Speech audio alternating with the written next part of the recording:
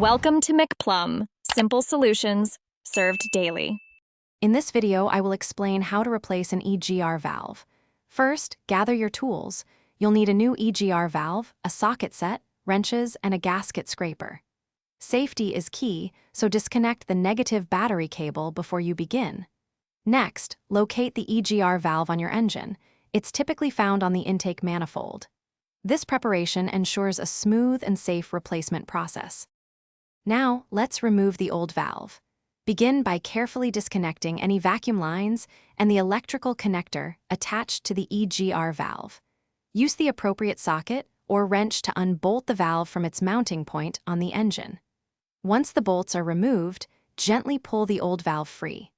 Don't forget to remove the old gasket and thoroughly clean the mounting surface to ensure a proper seal for the new valve.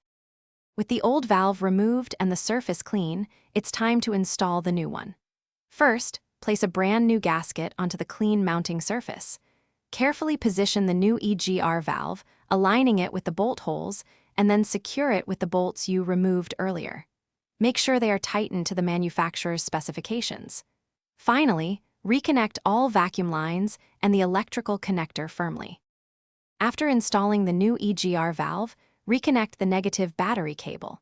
Start your engine and let it run for a few minutes, listening and looking for any exhaust leaks around the newly installed valve.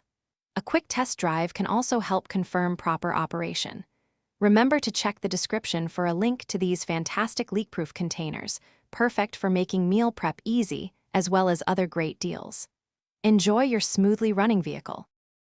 Thanks for watching. Stay juicy and subscribe.